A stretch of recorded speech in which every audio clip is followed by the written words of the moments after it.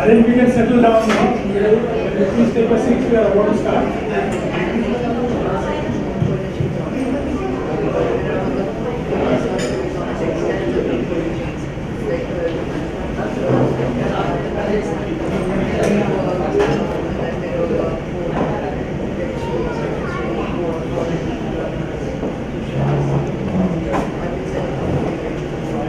Namaskaram and welcome to the Delhi chapter launch of SNJ Charitable Trust.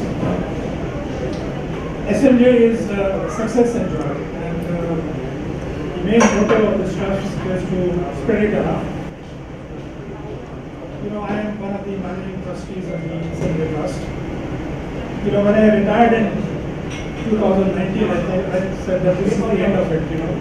So no more public life after having served for about almost 35 to 40 years, in various disciplines, in various organizations. I thought I will not be there in public life anymore. So I will not stand in front of an audience and talk to them. But the impact of SNJ Charitable Trust and the work that has been done in the past, so it really sucked me in, and I said that we must carry on the good work and also propagate it around. So Mrs. Meena Julika, who is the chairperson, she said that no, we must start a new Delhi chapter. And being an absolutely volunteer-run organization, I think our challenge here is to seek good volunteers. We have just twin objectives. One is healthcare and the other is education.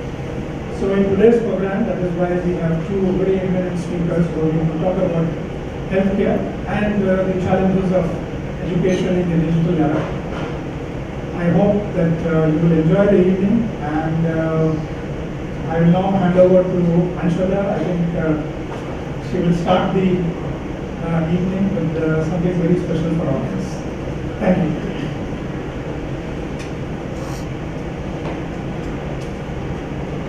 Thank you, Deepakji.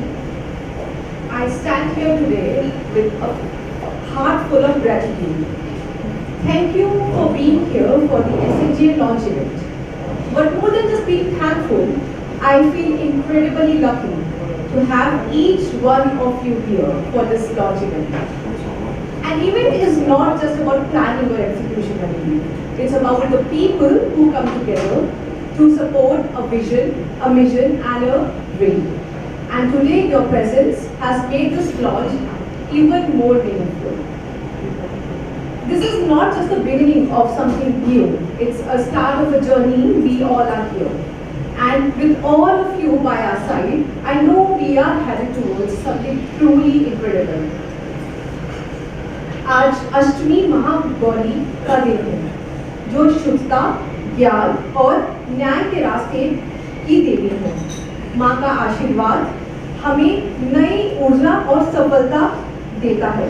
लेकिन सोचिए, क्या एक दिन की पूजा से हम अपने समाज के अंधकार का दूर कर सकते हैं? आज भी हमारे आसपास कितने लोग हैं जो शिक्षा और स्वास्थ्य जैसे बेसिक अधिकारों से दूर हैं? कहीं कोई माँ अपने बच्चे की बीमारी से परेशान है और कहीं कोई बच्चा स्कूल जाने के सपने देख रहा है, लेकिन गरीबी की वजह से वो सपने शायद अधूरे रह जाते हैं। अगर हम महागौरी की शक्ति के बारे में बात करें, तो ये जरूरी नहीं है कि हम भी उनकी तरह एक रोशनी का दीपक जलाएं।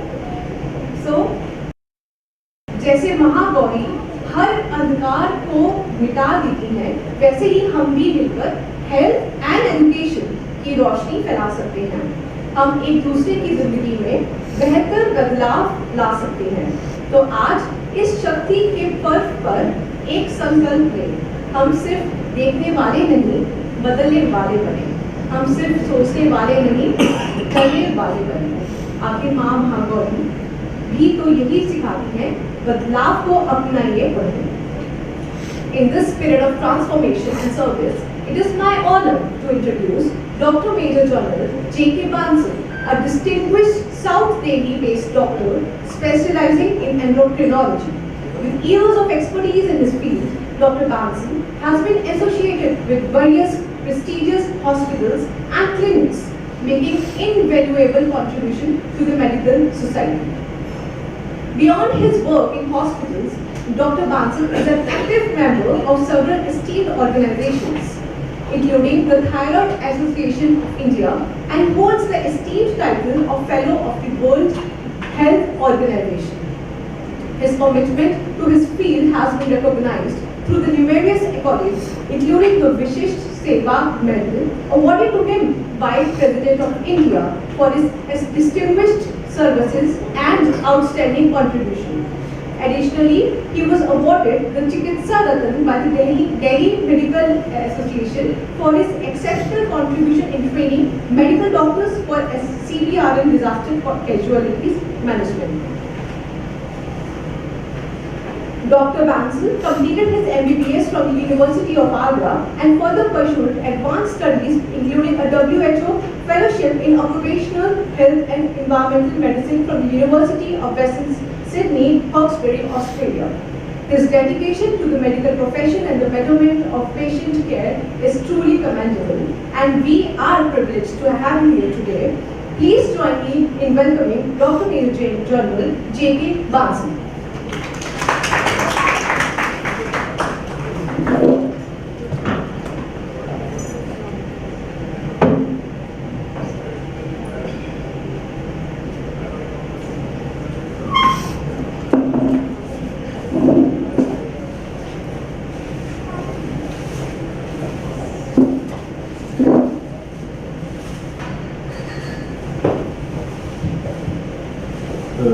Good evening, everybody.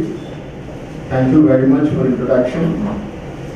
At the outset, I would like to place on record my appreciation for Mr. Deepak Sareen, an organizer, to choose a topic of talk today, which is a burning problem in India. That is diabetes mellitus. When we talk, diabetes is very prevalent in India, and India is told as world capital of diabetes, having 74 million cases, which was estimated in 2022, and it is going to be 124 million in 2045. This is a burning problem. So, when we talk about the diabetes, high cholesterol, hypertension, these are silent killers, and they do not have any symptom initially. Initially, just there will be something which is going on for 10-15 years, and ultimately it will be reflected in the form of coronary artery disease. So when I talk about diabetes has the effect per se, and it will also lead to certain complications on eyes, kidney, nerve, etc. So, okay, so when we talk about the diabetes basically very simple. When the blood sugar level is higher than normal, the normal blood sugar is taken in two ways. One is fasting, which is 70 to 100 milligram per 100 ml of blood, and the another one is the 2 hours after meal, and that is 100 to 140. When this is goes about it, then we talk it always a diabetes mellitus. One very important yardstick and measure is the HbA1c. That is glycosylated hemoglobin, and it reflects 3 months average of blood sugar, because the blood sugar combined with the RBCs, red blood cells, and red blood cells life is about 3 months. So 3 months average is there. When we talk about the HbA1c, its range is 4 to 5.7%. If it is more than that, we talk about diabetes.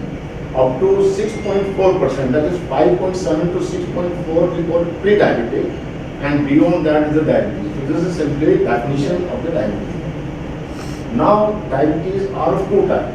One is type 1 and type 2. Type 1 is also known as juvenile diabetes. It's mostly in younger age group, reflecting around between the age of 7 to 12. And why it occurs? Because there is a deficiency of insulin. And insulin is secreted by beta cells of pancreas. Basically, there is a damage to pancreatic cells due to autoimmunity or any kind of infection, and this occurs. This is very difficult because In these cases, we have to treat by insulin. And giving insulin is a tedious process. 3 to 4 times it has to be given after each meal, or rather before each meal, half an hour before each meal. And insulin are of 2 types. One is short acting, one is long acting. Short acting means it starts within half an hour and remain for about 6 hours. One is long acting, it takes longer period, it covers about 24 hours. So normally when we are giving insulin to any of the patients, the combination of short acting as well as the long acting. Short acting is around 30%, long acting is 70%. So now here there is a very, very important thing that to adjust and titrate initially is really a problem. In the sense, when we start insulin, normally 0.5 to 1 unit per kg body weight. It depends also on the blood sugar level. So initially, we have to be very cautious as a doctors, because if blood sugar level goes down because of insulin, the one will go into hypoglycemia. Hypoglycemia means blood sugar level going less than 70 or 60. Hypoglycemia is much more risky and dangerous as compared to hyperglycemia. Person having hypoglycemia will have his symptoms, headache, thrombus, sweating, and may go into coma. Imagine, if it is go below 60 or 50, then coma. But even though it goes 400, 500, 600, immediately there will not be any symptoms. So when I start treatment to my patient, I tell them, please carry a chocolate, 30 to 40 milligrams. If you are feeling these kind of symptoms, immediately take that so that you will recover. Otherwise, one can go into a coma. This is very important. Now coming to the type 2. Type 2 diabetes is there is no deficiency of insulin. Rather, the body tissues, they become less sensitive to insulin. As a matter of fact, the level of insulin goes high.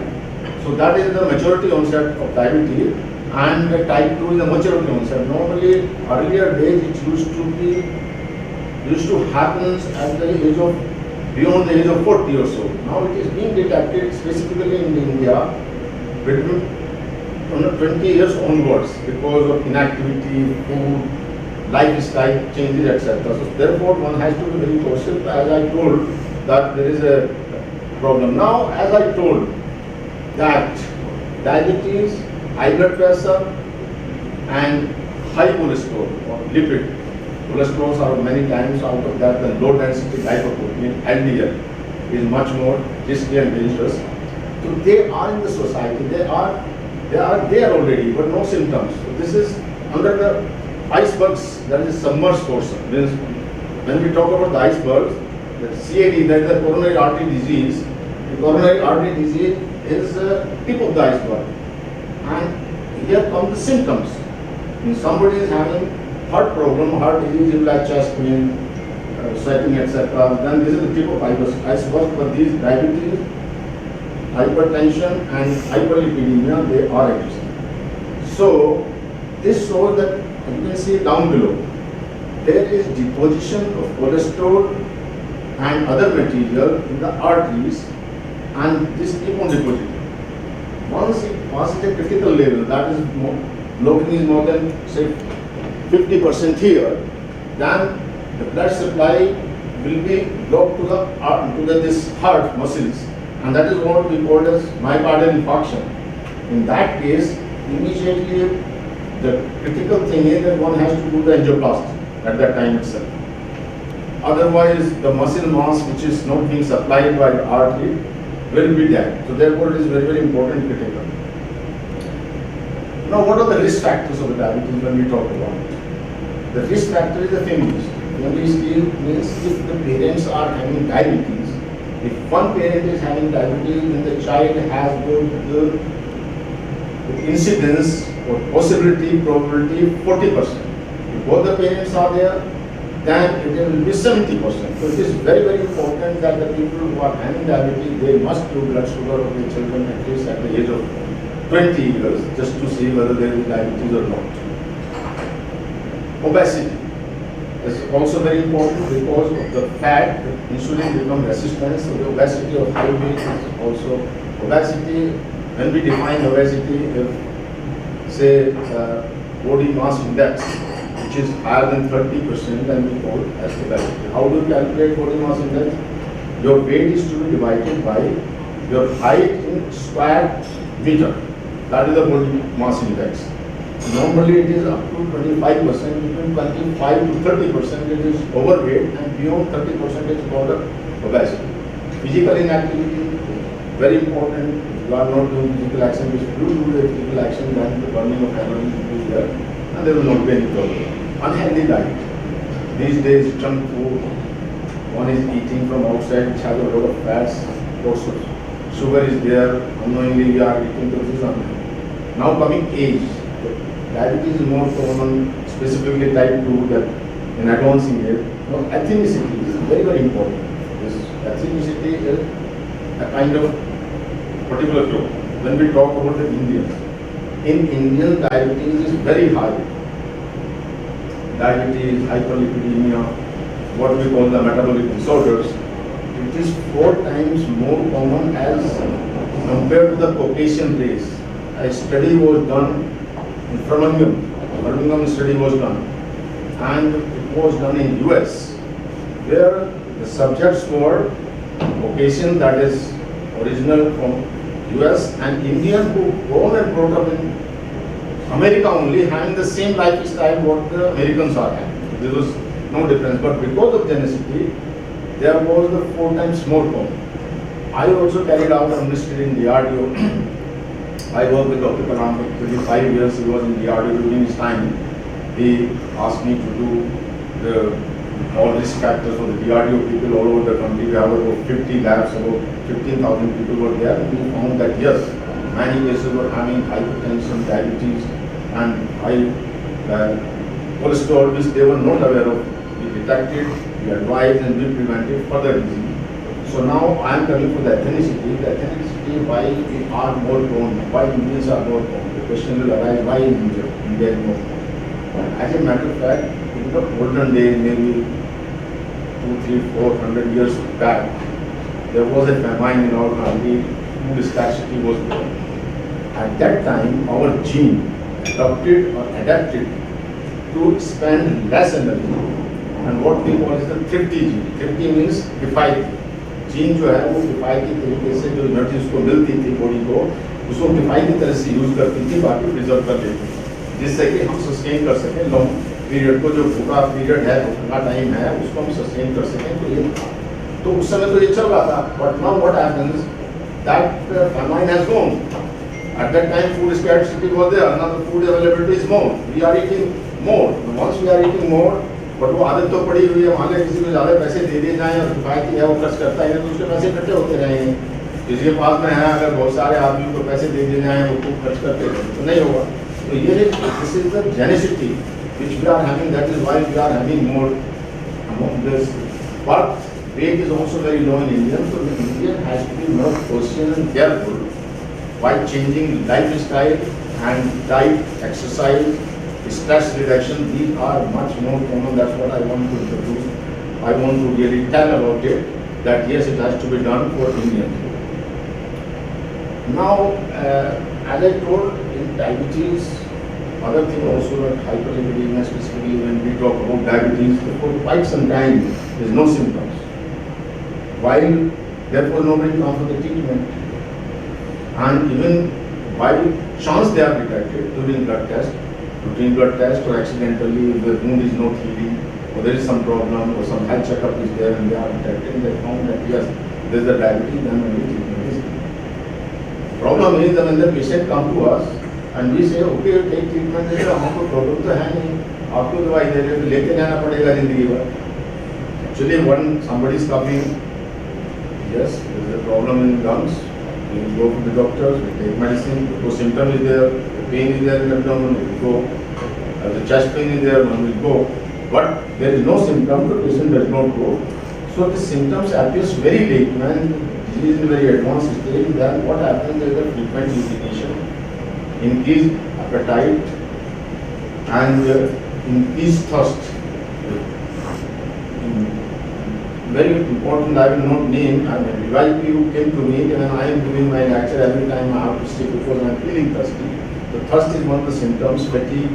Then there is a blood vision, because it has got the symptoms of vision also, healing and touch. Because of sugar as well as infection become more, tingling, numbness in the hands. Now I will tell you what happens. as I shown here, that the big arteries of heart, big arteries of brain, the heart is affected, then we have acute myocardial infarction, what we call the heart attack. The brain is affected, then we call it stroke. This is the bigger artery. But there are the very small arteries, what we call it capillaries. And we call this microangiopathy, means very small arteries which are supplying to our eyes, specifically retina, our kidneys and our nerves. Those are affected. Once those are affected, if the eyes are infected, then it will cause blood vision, it will affect retina, it will have the retinal detachment normally going toward the dimness vision and increase cataract. There is a lot of complication, and at that time it's very difficult to revert it back. Therefore, I always suggest that yes, once you detect the diabetes, please hold it here itself. Similarly, kidneys are affected. The protein will go into urine, and ultimately what we call the nephrotic syndrome. There will be swelling on the feet, etc. And another thing is about nerves, small nerves, and now specifically of hands and feet. Those nerves are not supplied by the blood. So then there is a tingling numbness, and ultimately after some time it is complete kind of anesthesia, means you don't know when somebody is touching numbness, you don't know. And what happens if somebody specifically in the villages, or somebody is walking naked or barefoot, and there is some nail or something cut is there, so you will not come to know about it.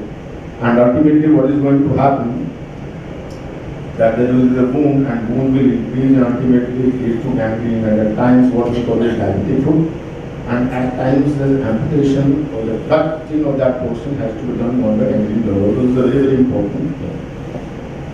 Now, when we talk about the preventing and managing, prevention is better than cure.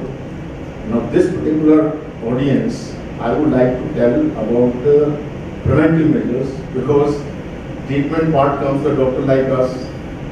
So what is important for the patient is that he follows whatever doctor says. But prevention is better than cure, and as I told initially, whatever the contributing factors, whether you take exercise, whether you take diet habits, whether you take less sleep or stress, everything it has to be maintained. And when we talk about the diet, if I talk about the diet, simple thing is that have a diet rich in proteins, less in fat, and that is true unsaturated good fats, and less in carbohydrate. Normally in India the carbohydrate of the diet is about 50 to 60%. But carbohydrates are of three types. One is the monosaccharide, that is glucose. If you drink, immediately blood sugar level will go high.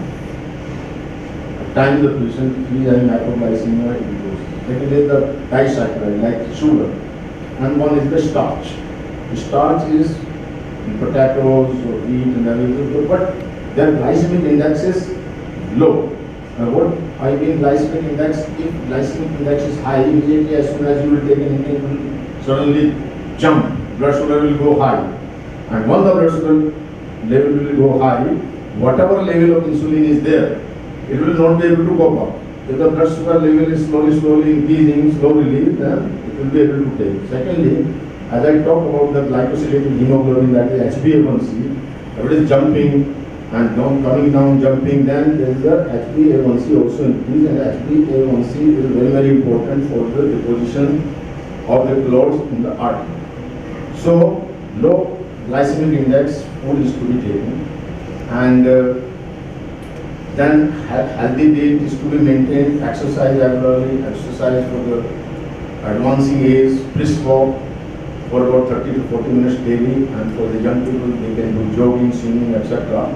So these are very, very important. When we talk about the exercise, this diabetes is less common in rural areas compared to urban areas because of dietary habits. Another thing, when we talk about the diet, here I would like to emphasize that certain cereals like millets, जो मोटा अनाज कहते थे पहले, इसमें ज्वार, बाजरा, रागी और ये quinoa, ये जो आते हैं, they are now our government of India has started a campaign and plan to have these millets. जो मोटा अनाज को लिए काफ़ी एक हुआ है, उसको इंटरनेशनली भी काफ़ी प्रोपेगेट किया, हमारे आर्मी में भी किया है कि आप मोटा अनाज खाइए। तो मोटे अनाज के अंदर क्या होता है, इसमें तो फाइबर होता है, वो जो कार्बोहाइड्रेट रिलीज है बड़ा स्लो होता है, तो it will prevent any diabetes. If you take anything which is say potato, you take rice, immediately the blood sugar level will go high. So this millets are very very important, and it is advisable to put, try to avoid wheat as much as possible. Have some cho, barley, that is millets, jowar, bajra, ragi, quinoa. Quinoa is very good. It has got all the essential fatty acids and amino acids, very good proteins. So that is to be taken, and that will be very good. I have already told about what is to be done when we talk about the healthy fats. The healthy fats are the fats which is unsaturated. It may be monounsaturated, it may be polyunsaturated. Unsaturated fats are there in olive oil, good fat, and the walnuts, they are good. Any fats which consolidate at room temperature, specifically during winter, these are saturated fats. Whether you take ghee or coconut oil, that should be avoided. Mustard oil is good, but only problem is at times there is a trans fat in that and it's contaminated also, so it is to be avoided. So when we talk about the fruit, yes, one can take fruit. The fruit should be taken, say for example golden apples, chiku should be avoided. When one is taking banana, it should be less ripened, not should be very completely ripened. That has to be taken. Naspati is good, and guava is good. So these kind of fruit can be taken. Of course, stress is also one of the factors for the diabetes. So one has to reduce by various means, this yoga, etc. So many people, everybody knows how to reduce, but I won't talk much about it. I already told that the activity is important, and activity is, as I told that in the rural area it is less and more used. So I have talked about this, and now to conclude, that diabetes is such a situation which is very high rate in India, but it can be managed and prevented. What is important is that yes, we have to make community awareness and take all preventive measures. And here I will really commend the job of SNJ. They are focusing their work on diabetes control. They are giving insulin to the poor people or whatever. I have little read about their regular report. I really feel very good about it. That the children, they are giving insulin who are very poor. So this focus of non-communicable disease, which is at high these days, and specifically in India, is very, very good. So I wish all the best, and whenever my any contribution or my help is required, I am always there to support it. Thank you very much. In case any doubt or any question, clarification is there, I will try to clarify. Thank you very much for your kind attention.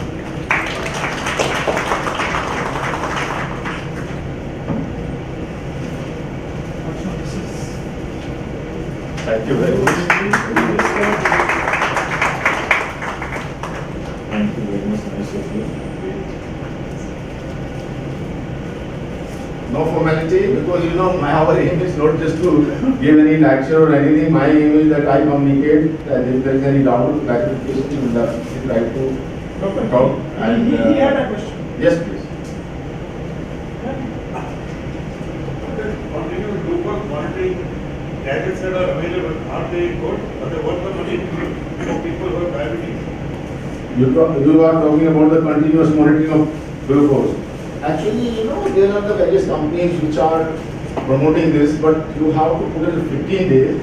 This will be monitoring it.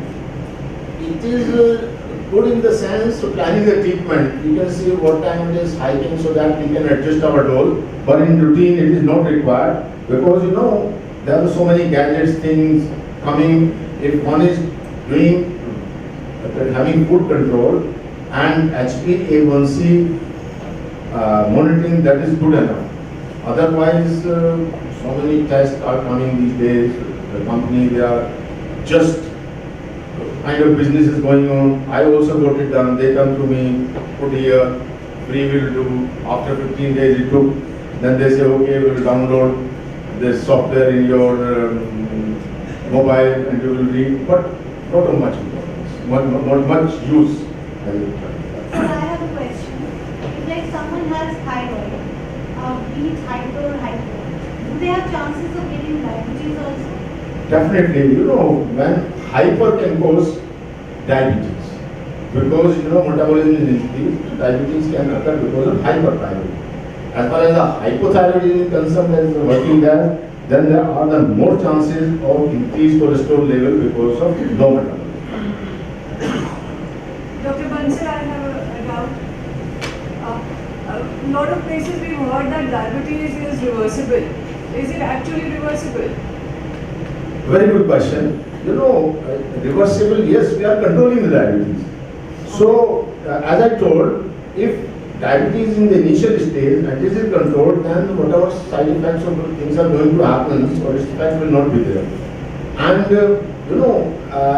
controlling, complete control of diabetes in case of young people is much more important because they have a very long life to go and more chances of complication. Suppose it is detected to start at the age of 65 or so, 10-15 years will take to develop and normal expectancy maybe 80 to 85 years. So reversible in the sense it can be controlled. If the diabetes is there, first of all, when somebody come to us, we say, okay, you have your diet control, you do the exercise, modify your lifestyle, and then we see how much, maybe up to 1% of HbA1c, or 1.5% can be controlled by this method. If it is not controlled, we give one medicine, metformin is a very good medicine. It can start from 500 milligram and can go up to 2,500 milligram. And we can add to it, which has the capability to reduce HbA1c by 1%. Then we have got glimepiride, which can reduce further 1%. Maximum dose, minimum dose are there. 2 milligram we can start and up to 8 milligram we can go. Then the pioglitazone, this can also reduce. Normally we give combination of 3 medicines, maybe 4 medicines. These days the certain daplo, the dapagliflozin, sitagliptin, they are there. If it is not controlled by these medicines, then the insulin may be required in the case of maturity onset time. So your question is that yes, you can control it, and once controlled, you are stopping further complication or whatever complication has occurred already. Suppose some damage has occurred to the kidney or to the eyes or whatever the plaque has been deposited, it cannot be lost. I have one question. You nicely touched about the impact of diabetes on the limb.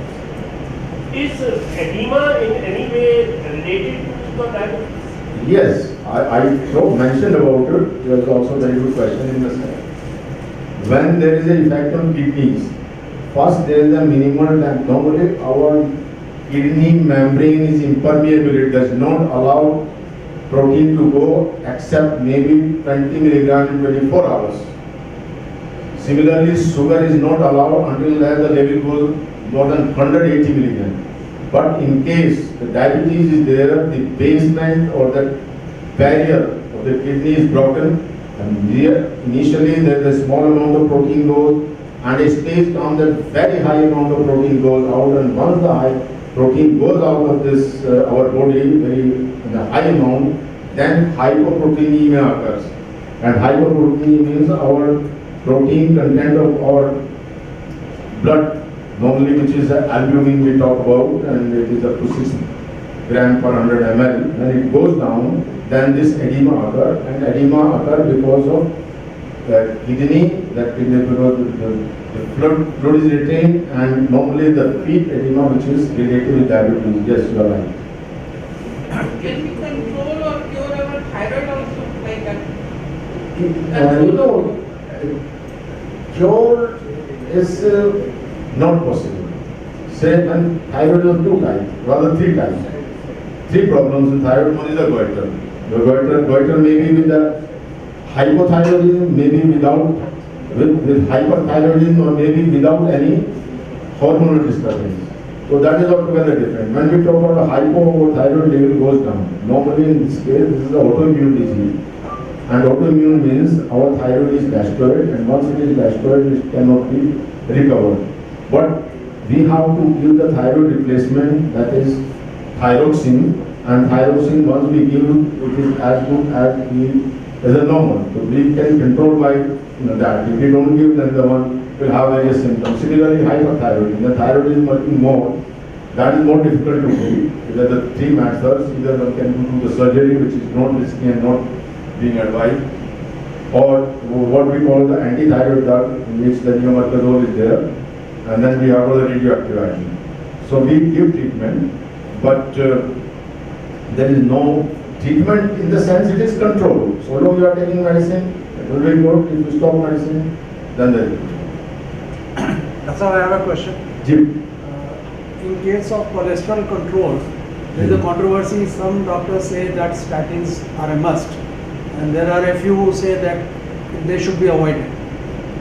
Yes, you are also a very good question. No, first of all, this diet control and exercise will reduce a level of cholesterol up to certain extent, then 30 to 40%. But if it is not controlled, and there are the risk factors, one is having diabetes, cholesterol, hypertension, heart problem is there, then we have to keep specifically LDL, low density lipoprotein, less than 100 milligrams. So in that case, statin is to be given.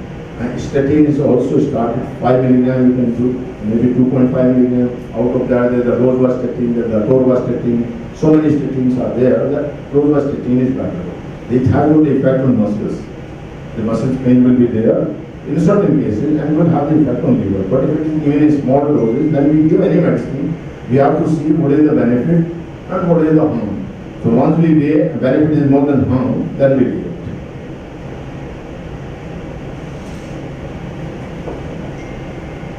Thank you very much. Thank you. Thank you, Dr. Bansal. I think if you have any issues or any problems, I think Dr. Bansal can be contacted on a one-to-one basis. And he is available in Musanpur, so he is nearby to us. So do make use of this talk, and if you need to consult him, he is available. SNJ Charitable Trust, is sponsors about 200 small children in the foundation called as Green Trust Foundation in Nagpur. So each child is given insulin on a daily basis, and in the folders that we are going to give out to you, there is a folder.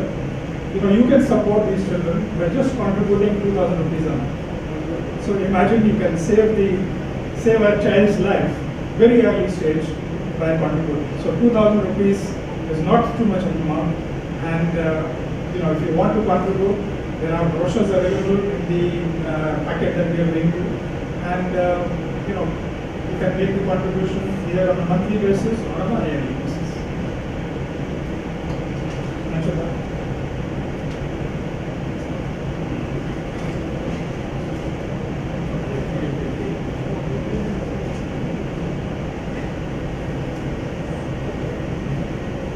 Thank you so much, sir. And it seems our guests were very, very, very much enthusiastic about knowing about the issues and the resolutions per se. And let's make this event a little more engaging by conducting a small quiz which will be related to the health. So are you guys excited for that? Can I see a little more of excitement for the quiz here, please? Okay. So it's going to be a short quiz.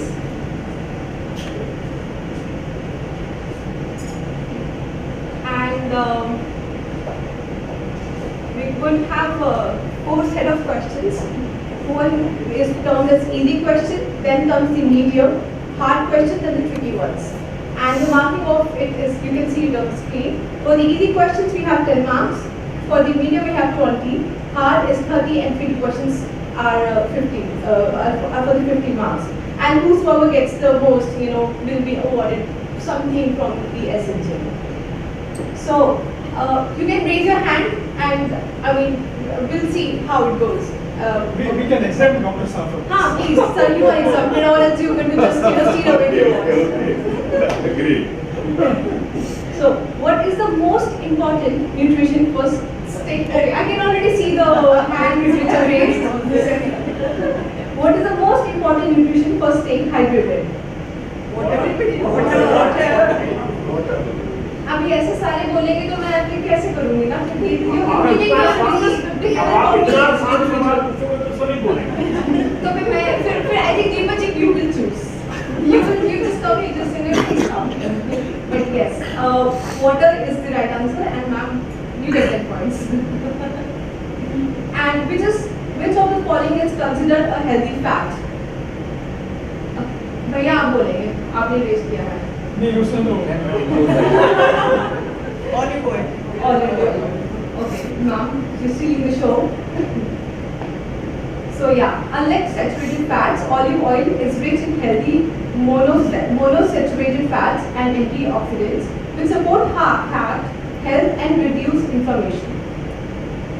So what is the recommended minimum amount of physical activity for adults each week according to health experts? 30 minutes? You said 30 minutes, Anji, or 150 minutes. 150. Okay, 150 minutes and 30 minutes. And the answer is 150 minutes. So health experts, including the WHO, recommend at least 150 minutes of moderate intensity exercise per week to maintain cardiovascular health, improve mood, and reduce the risk of chronic diseases. Then, which of the following is a common cause of high blood pressure? And Smoking. smoking and anyone else? Lack of sleep. And here it goes, it's smoking because it damages the blood vessels, leading to a high blood pressure and an increased risk of heart disease. Nicotine narrows the blood vessels, forcing the heart to work harder. Which vitamin is primarily responsible for helping your body absorb calcium for strong bones? Vitamin D. Vitamin D, which helps the body to absorb calcium, which is essential for the strong bones and the teeth.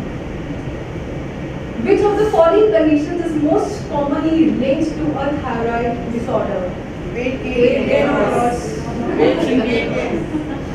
Weight gain or loss. And yes, the answer is weight gain or loss. The thyroid gland regulates metabolism, and underactive thyroid, which can cause weight gain, while an overactive thyroid can lead to weight loss. Which of these foods is rich in antioxidants that help to protect the body from cell damage? Blueberries. Blueberries is the answer. And they are packed with antioxidants, particularly anthocyanins, which help to protect the body from oxidative stress and reduce the risk for chronic diseases. Which of the following is not considered a risk factor for developing type 2 diabetes? Family history of diabetes, physical inactivity, eating too many sugary foods, and or regular consumption of fruits and vegetables. Regular consumption. D. D for day. D. Okay. Regular consumption of fruits and vegetables. And this is, I believe, to be the last question. Which of the following is true about the health benefits of laughter? Laughter only helps with mental well-being and has no physical health benefits. Laughter boosts the immunity and can lower the stress hormones. Laughter causes dehydration and should be avoided during exercises. Laughter can be harmful to your heart if done this. D. It seems it was the easiest question out of all, which seems to be a tricky question. So I think award goes to Deepak ji. आप decide कीजिए आप. No, you are doing all of them. So So ma'am, you were so active, and so were many of the people. So I call Deepak ji to felicitate this award. बाहर हुआ है बाहर अरे भाई दिल्ली में कल क्यों बताओ क्या शाम का हुआ रात Can we have a, पता नहीं जो फोन दादा So who wins the award?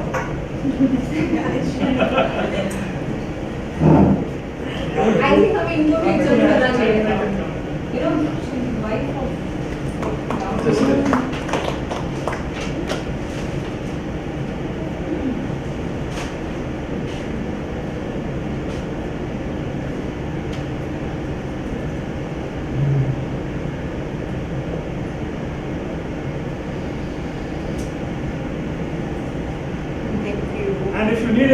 nutrition advice, then she is also available to Dr. Wilson.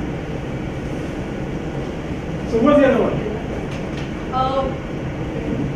Sitting. You were the one who. Thank you. More pictures first? No, it's all right.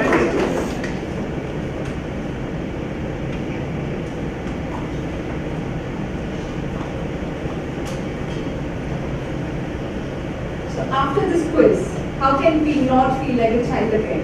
Remembering about the school days, the excitement of learning, the joy of discovery and the curiosity that made every lesson an adventure. It is this spirit of learning that some educators dedicate their lives to keeping alive. Now I would like to introduce Aditi Malhotra, a passionate teacher and educationist with over 15 years of experience. She has helped countless students regain confidence in maths and science. She has also been awarded with the Arc of Excellence Award in the category of education.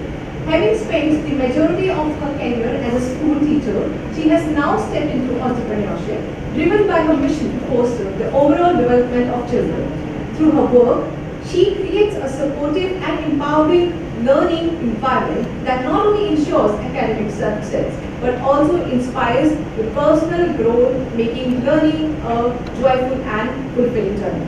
Please welcome Aditi Malhotra.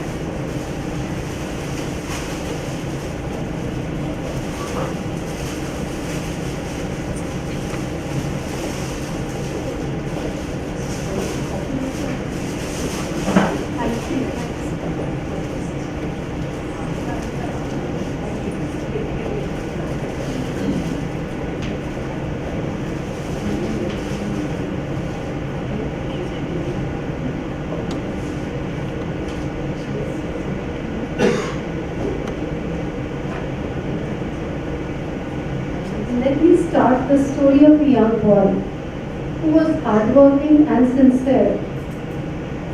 To support his family's income and secure admission to a good school, he even took up the job of delivering newspapers.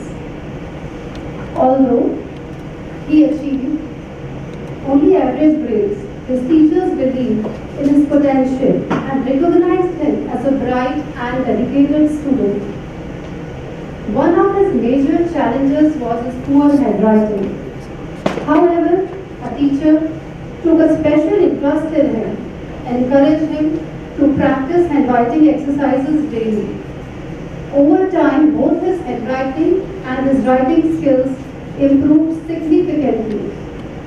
One day, during a lesson on how birds fly, his teacher noticed that students were struggling to understand the concept. To provide the practical demonstration, he took the class to the beach. This lesson left a deep and lasting impression on young boy's mind. It was at that moment he realized that his future studies should be related to flight and aeronautics. Driven by this inspiration, he pursued his higher education in science. He later studied aeronautical engineering at Madras Institute of Technology. His dedication and hard work led him to become an esteemed aerospace scientist and administrator at DRDO at Israel. Any guesses whom I am talking about? Yes. Ultimately, his journey has led him to become the President of India. This remarkable individual is none other than the missile man of India, Dr. APJ Abdul Kalam. His story is a testament to how education, perseverance by a teacher and determination can shape one's destiny. Good evening everyone, I am Aditi Malhotra. I feel honored to stand before you today to shed a light on the field of education. I aim to highlight the importance of education, to identify the barriers that hinder its progress, and explore how can we come together to take a step forward in ensuring that our nation has access to quality education. Education. Education is the key to unlock the doors to knowledge, skills, and opportunities. It is the foundation upon which we build our lives, our communities, and our nation. I feel blessed to be a part of this education system where I can impart knowledge to the future generations. Coming from a family where every moment in my first circle is a teacher, I always believe that teaching is in my blood. I applied for a teaching job in a school. I vividly remember my first day. I was assigned as class teacher of grade 3, known to be one of the naughtiest sections. In fact, just a month before, their previous teacher had been expelled for physically punishing a student, and that incident was even broadcast on multiple news channels. It was undoubtedly a challenge, but I chose to see it as an opportunity to understand the psychology of few students who were creating disruptions in the class. I spoke to them individually and tried to connect to them, and over time, the overall environment of the class began to improve. This experience taught me a valuable lesson. A student must be in the right state of mind, emotionally balanced, and receptive to learning for true education to take place. As a teacher, our role extends beyond academics. We must also nurture the minds and hearts of our students. Seeing my performance, I initially thought that school would appreciate my efforts in a different way. However, they entrusted me with the responsibility of being a class teacher of grade 1. It was another challenge, one that required patience, strength, and new approach to handling young children. Over time, I earned a great deal of love and appreciation from my students. Among my students, there was the one who would cry from the moment she entered the classroom until she was sent back home. School tried various strategies to help her, but nothing worked. I took it as a task given to me by Almighty, gathered all my positivity, and accepted her as an individual who was in pain. And then the magic began. She gradually started staying in school for longer periods, and within a few months, she had completely transformed into a happy and an engaged student. One day, her parents shared a heartfelt letter addressed to our school principal. They described how they had been struggling to focus on their professions, constantly fearing a call from school asking them to take her child back home. They were deeply relieved and grateful, and their words reassured my faith, giving me a sense of fulfillment. Feeling inspired, I pursued my higher education, completed my MSc in mathematics. Adding to my bachelor's degree in education, I cleared my CTET exam, which led me to promotion to teaching higher grades now. I found myself among teenagers, guiding them through the complexities of adolescence, which includes emotional, psychological, academic pressure along with the peer influence. Each day, I learned and grew with my students. Now, after leaving my school job, I remain engaged in providing personal coaching in maths and science for students in grade 8 to 10. I serve as a life coach for them whenever they need my guidance and support. I am grateful to be a part of SNJ, an organization already on the path of making significant impact in the field of education. My journey has taught me that education certainly has undergone significant transformations driven by technological advancements involving new learning methodologies, to provide deeper understanding of the concepts. Education is indeed a lifelong process. It extends beyond formal schooling. Whether through experience, interactions, or self-study, education remains an ongoing journey that enriches our lives and broadens our perspective. Let us take a moment to observe this slide. Look closely and just observe the red spots. Which one do you feel is bigger out of these two? The left one seems bigger, but it is same size. Yeah. So, at the first glance, one appears to be bigger than the other. Initially, I also felt the same. The red dots surrounded by the larger circles seem to be smaller. In reality, both the dots are actually the same. This is the visual impact caused by the surrounding circles, which affect our perception. Let's move to the other one. What do you think? Who do you believe is correct out of these two? That's true. Both are correct from their own point of view. The difference lies in the ability to see the situation from the other person's perspective. Perspective plays a powerful role in shaping how we understand the world and make decisions in our life. It is our responsibility to help future generations develop a broader perspective, empower them to thrive in an ever-evolving world. Let us have an insight on the key skills required for 21st century education. In the past, education largely was more of memorization and rote learning. However, the demand of today's world requires a different set of skills.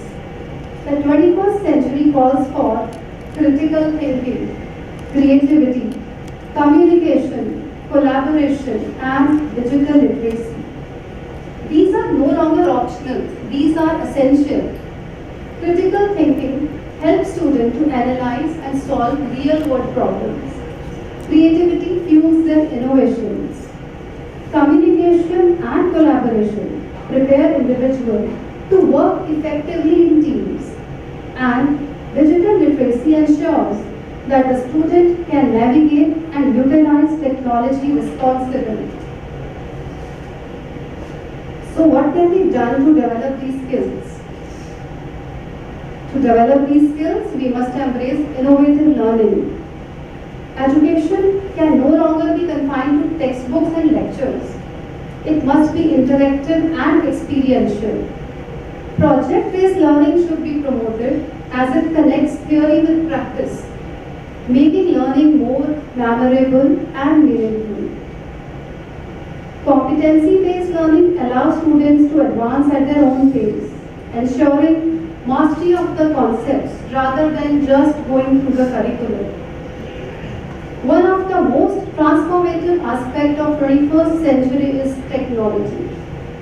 AI-powered tools and interactive digital platforms are revolutionizing learning like anything. With personal education, students receive tailored lessons based on their strengths and weaknesses. Real-time classroom allows learners to correct a mistake instantly and improve continuously. Virtual classrooms and digital collaboration tools connect students and teachers across the globe, making education more accessible than ever before.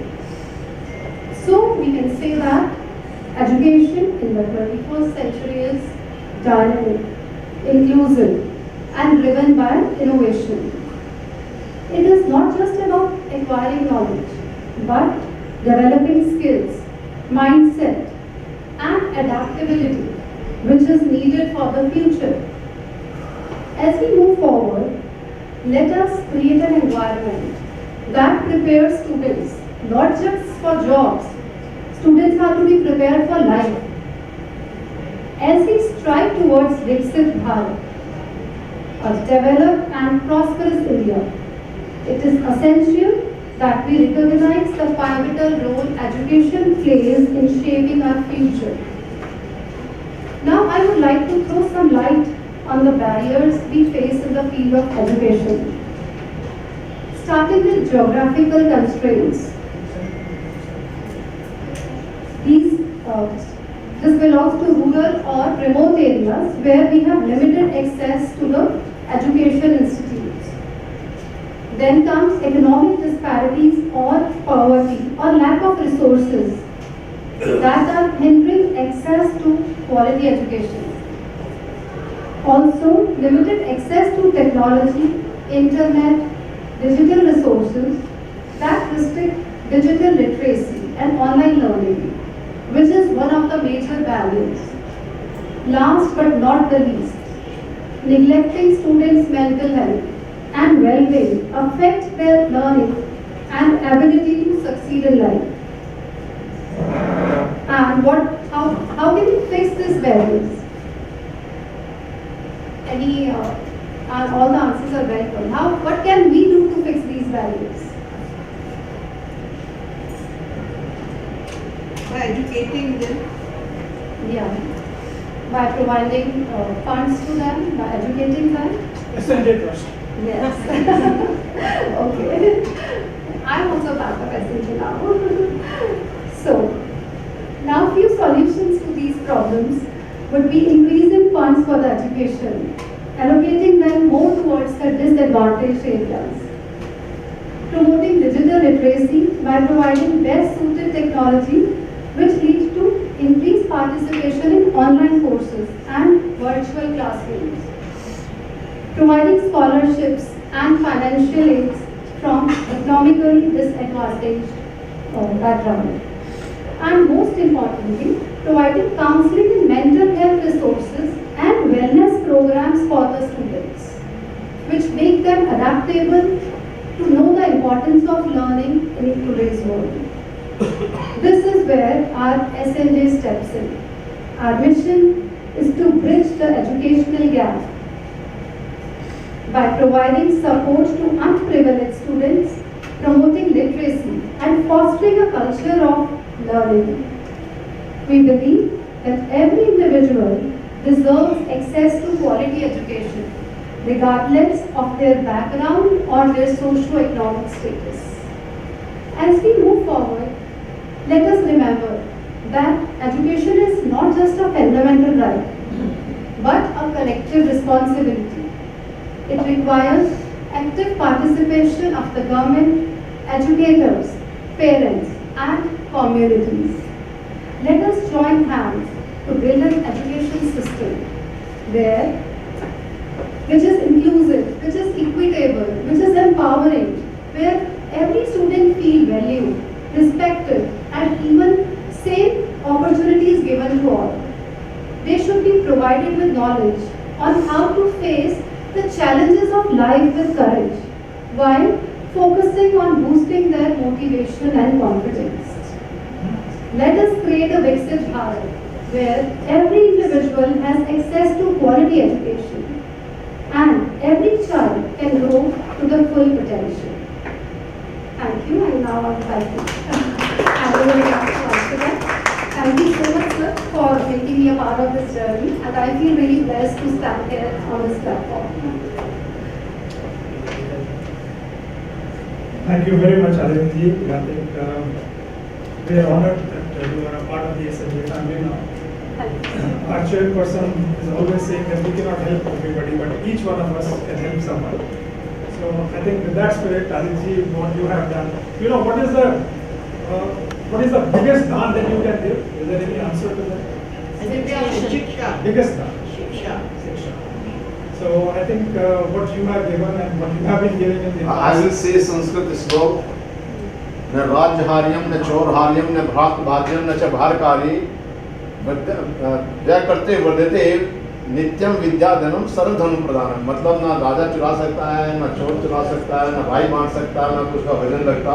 और जितनी विद्या का दान दो उतनी बढ़ती जाती है। तो विद्या धन जो सबसे ज़्यादा प्रदान है, क्योंकि इन्होंने विद्या का दान देने की बात की है, इसलिए जरूर तालियां बजानी है हम। And you will also be seeing in the SNJ presentation, with the support of the SNJ Trust, we have educated about 540 children mostly from the leprosy families of Hyderabad and the domestic servants families in Mumbai.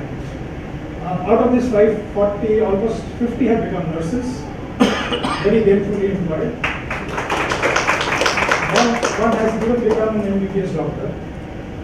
We have one who has now become a lawyer.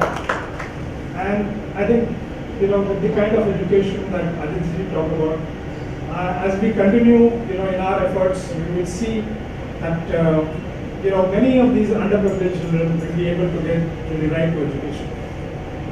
I have a small quiz for anybody. Have you heard of the science of flourishing? Flourishing. Hello The science of flourishing.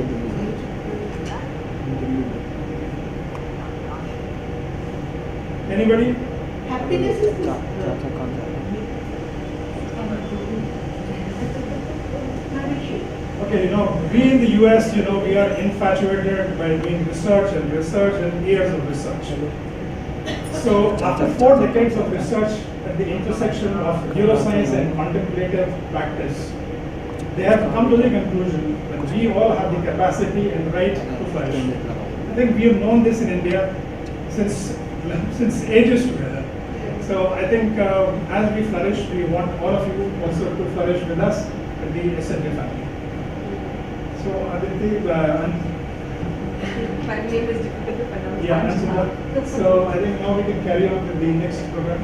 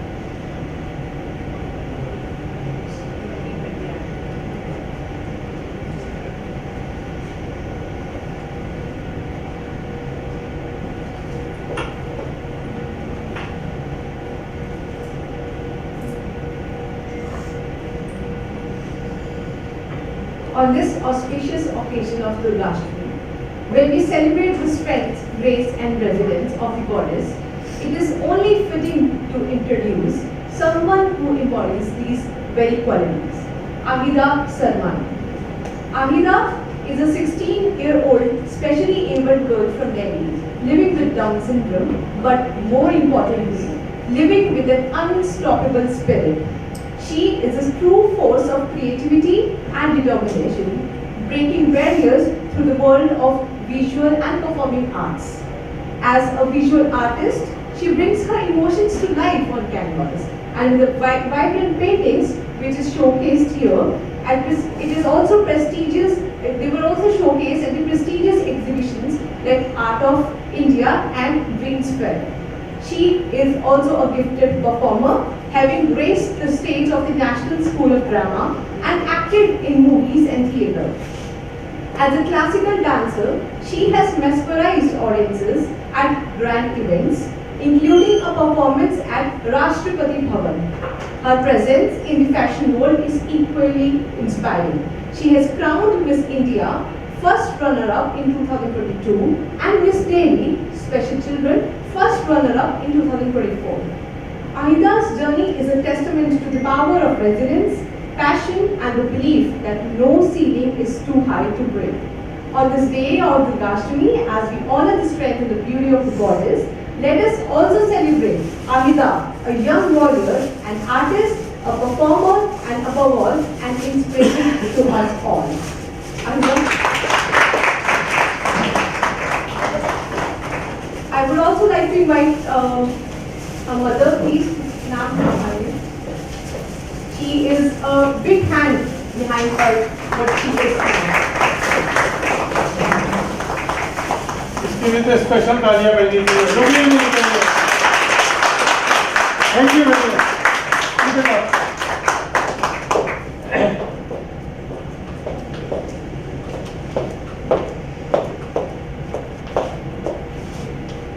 एक बार ताली और जोर से।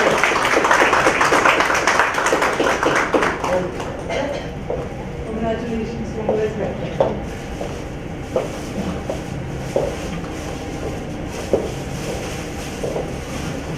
Thank you so much, Amida, for being part of this event.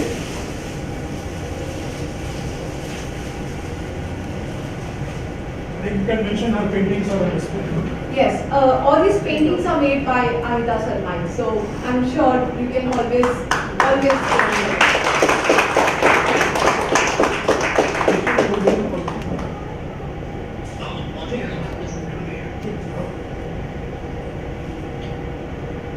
Ahida, you have been someone who inspires us all to rise.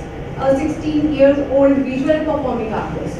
So now when we celebrate the divine feminine power, and Ahida's spirit reminds us of the Shakti that lives among us.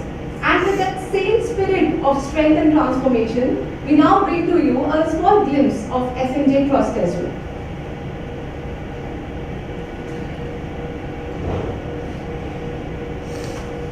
So SNJ Charitable Trust was founded with a vision to create a positive impact in the society, and there have been many volunteers who have been engaged in with SNJ Trust. Within it's been more than a decade since it started.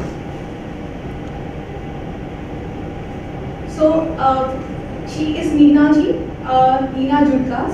She is one of the exceptional volunteer of this SNJ Trust, and she has been working with the community and has been recognized with a prestigious award from the Prime Minister.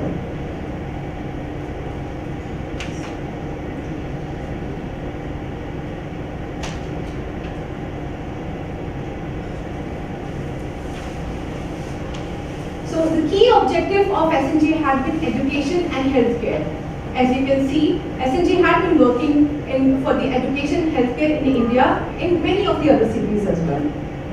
So the projects in India which are currently running and they are aiming for a higher achievements are leper colonies, adopting a family who are most disadvantaged, diabetic project, providing internet for children which Deepak ji had just recently mentioned about, sponsorship of students in relation to the education, and I-camps which have been successfully conducted recently in Punjab and Jalandhar as well. So you can see these are the two students. One is Priyanka Khandar, and who says she is a final year, her final year result has been declared and she has passed, and she is showing her gratitude towards SNJ for sponsoring her towards her achievement.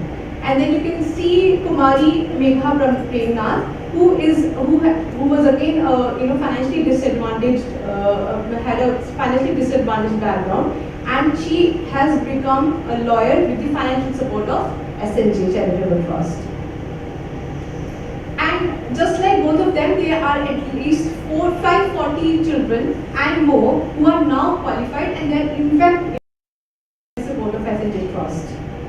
So you can see over this site, we will definitely share the site to you. You will find a lot of kids like them, and please do have a look over them. So these are the kids who had, who had their own journey from the poverty to the employment. So as mentioned about Priyanka Khandar, and then Advocate Kumari Megha Premnath, and Vikas, who is working in Gujarat. They had also been involved in many health and housing projects, as you can see over the pictures, and especially in the remote areas where facilities or the resources have been at scarce. Now we have talked about little projects which have been running in India, but the starting point of SNJ had been from UK. So they had been conducting a lot of events, projects like SNJ Mountain Challenge, SNJ Bike Ride Challenge, and Solo Atlantic Crossing. So they conduct these, such projects, and they have different ways of raising their funds, which are ultimately, used for the betterment of the society. So you can see this is the SNJ Mountain Challenge, and I'm not sure if the picture is very much clear, but you can find Neena ji and all the other volunteers and family members who are very, very, very actively participating in all these events without any without any excuses. They're just always there, and they are one of the inspiration that this SNJ trust is able to place its own, have its own presence in India as well. Because it's not that, I mean, we are here, but Anudi, Neena ji, they are traveling all the way from UK to India just to promote all these projects. So I think it's a big thing. They are really, really inspiring. So this is one of the bike ride challenge. They have been running from London to Paris, and in fact there are some of the people who have come all the way from US. They have started the journey of the bike riding from London to Paris. This is the solo Atlantic crossing, and this has been celebrated, Ananya Prasad on her historic achievement as the first woman of the color to row solo across any ocean. In fact, talking about Dehradun, there are digital learning centers which are placed in Dehradun, and they are completely sponsored by SNJ, and not only in terms of funding but also in terms of other external support which is required in terms of resources as well. So let's join hands and speed up the momentum of let's foster the achievement towards doing the betterment to the society with SNJ Trust. And in fact, if you join, when you be part of the SNJ Trust, it not only it's going to help us in monetary terms or in terms of resources, but it's going to uplift a lot of hope, and it's going to inspire a lot of people around us as well to do something for the society. And I believe when a person has achieved basic needs of his life, and when he or she enters into something, when he's making contribution to the society, that is when that a person starts feeling satisfied for himself. Because I believe that yes, we will ultimately do something for the other for ourselves, but doing something for the others, that brings a better change.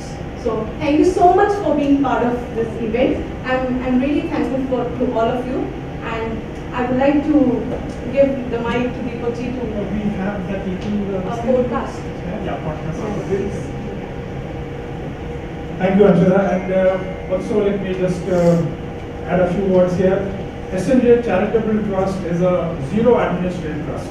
That means none of the trustees draw even a single penny out of whatever we raise. So whatever donations come in or whatever fundraising that we do are directly attributed to the projects that we undertake. None of it's an absolutely top level slicing zero administrative trust. I think we can now run the podcast and we can see.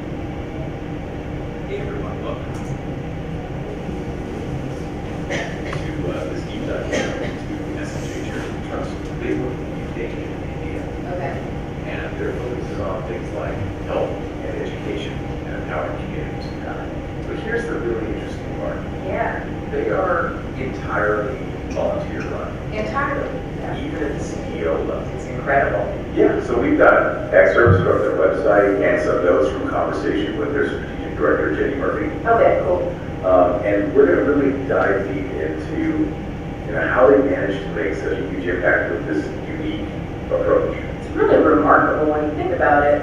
So how do they actually pull that off? Well, it all comes down to the volunteers themselves. And we're talking about a pretty dedicated group here, around 70 individuals from all walks of life. Okay. You've got like 9-year-olds running fundraising events, families volunteering together, working professionals lending their expertise, and even people in their 80s offering support. Wow, that's pretty incredible. Such a diverse range of people all coming together like that. Yeah, I can't help but wonder, how do they ensure that everyone is engaged and empowered?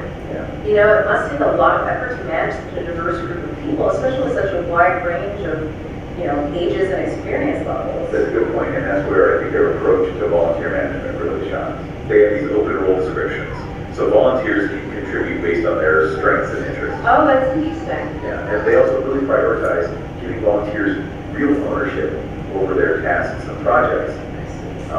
Jim Murphy specifically highlighted how they encourage volunteers to choose what they want to do and even take on leadership roles.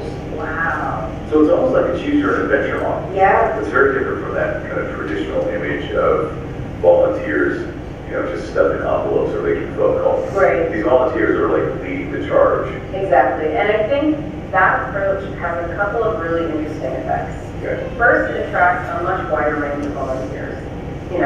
Right. Because people feel like they can genuinely make a difference using skills they already have. Yeah. And secondly, it leads to a much higher level of ownership and commitment because volunteers are really invested in these projects that they've helped shape from the very beginning. Right. If you're passionate about something, you're going to put a lot more of yourself into it. Exactly. It's like they've managed to create this perfect synergy between the needs of the organization and the aspirations of the volunteers. Yeah, and I think that speaks to this kind of deeper aspect of their vision. You can see reflected in some of the statements from the website, like, nothing gives you more happiness than seeing someone flourish. They're not just focused on outputs, they're really invested in the well-being and the growth of these individuals. Yeah, you can see that coming across strongly in their mission too. Yeah. Their focus on lifelong learning and economic self-sufficiency. Right. And I think that speaks to kind of a broader commitment to social justice. Yeah. But by focusing on those who are often marginalized or overlooked, they're really trying to tackle those systemic inequalities and work towards a more equitable society. Okay, so let's get into something that really caught my attention. Yeah. This zero top slicing concept that they emphasize. Okay. Essentially, every single donation goes directly to the cause with zero administrative overhead. It's just pure impact. Yeah, it's pretty amazing when you think about it. I mean, it's incredibly motivating for the volunteers to know that every ounce of effort they put in is directly translated into results. It feels like their entire structure is really designed to maximize impact and minimize waste. Absolutely. These volunteers are proving that we don't need complex bureaucracies or these massive budgets to create positive change in the world. Right. We just need the commitment and the opportunity to contribute. And that's a message that I think resonates really deeply with a lot of people. SNJ is a shining example of what's possible when we empower individuals to lead change and create the future they want to see. Do volunteers actually get to see the real world changes happening? They do. SNJ is very transparent about their impact. They share impact reports with their volunteers so they can see how their work is making a difference. Yeah, it really is inspiring to see how they, have built this whole ecosystem where passion and impact go hand in hand. Yeah, it's really quite remarkable. And it's not just about warm, fuzzy feelings either. Right. They've got the data to prove that this model is effective. Yeah. They're seeing real improvements in the lives of their beneficiaries, whether it's improved mental well-being, increased educational opportunities, or a stronger sense of community connection. And that's what makes SNJ so compelling. But we've been focusing a lot on the positives. What about the challenges? Are there any limitations that you see with this model? Well, I think it's an important question. No model is perfect. Right. And I think one potential challenge could be volunteer retention.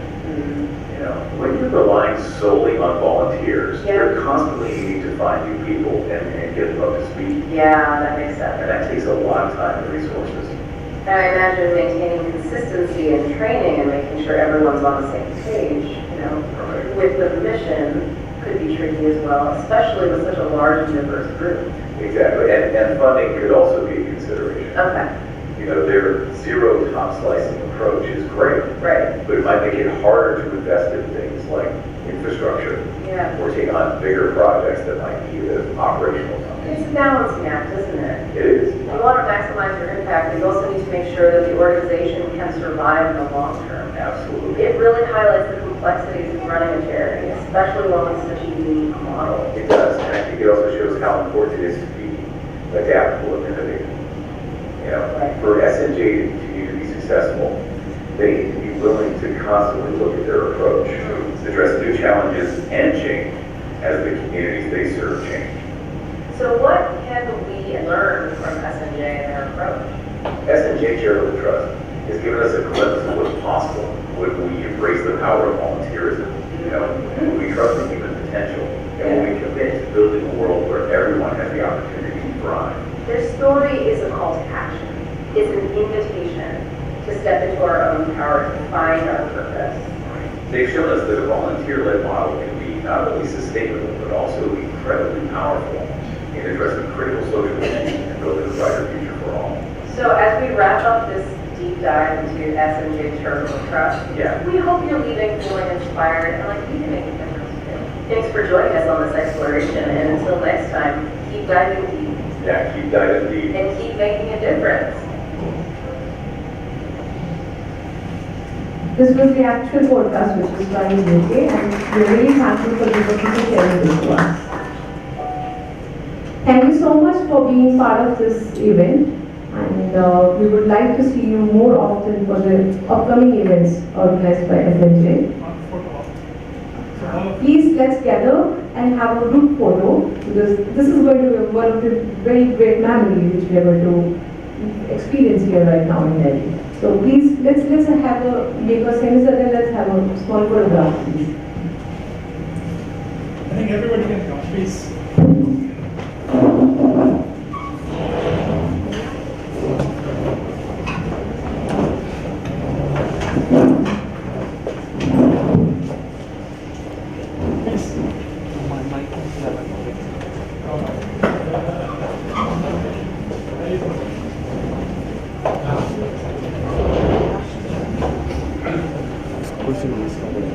I think people can stand behind us and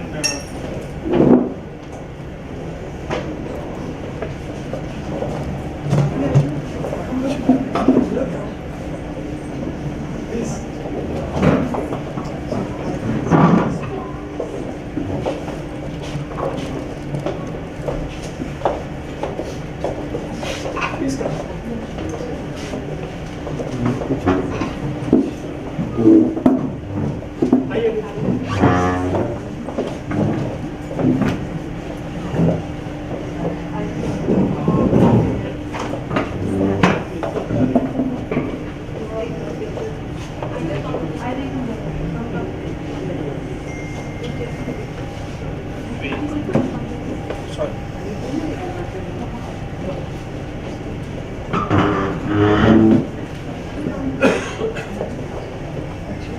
Amitji, come, please come. Sir, go ahead. You can switch off the projector and the photo. Projector can be switched off. Projecting off. Of कर दीजिए photo सुन आर्यन ऐसे घुमा दे उसको हाँ और पूरा घुमा दे पीछे की तरफ बस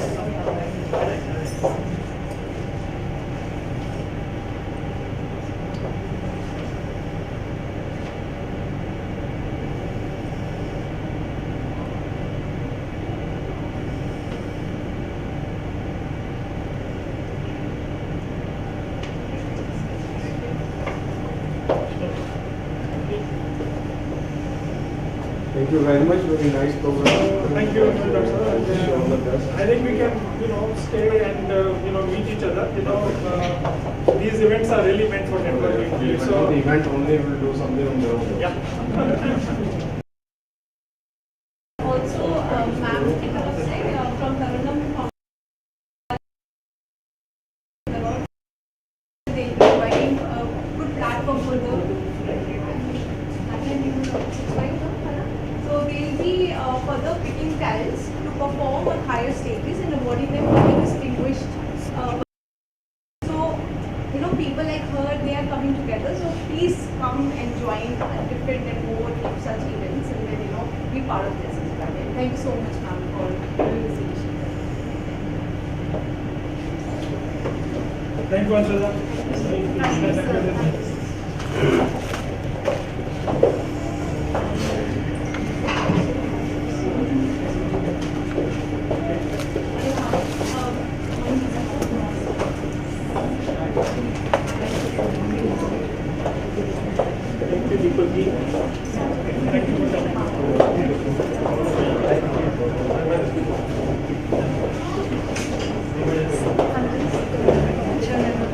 Nice meeting you, and I'll connect with you on Facebook or Insta maybe. जो आपने जो टीचर के जैसे किया तो वो मैं उसी पे आपको ब्लड टाइप ऐसा आता है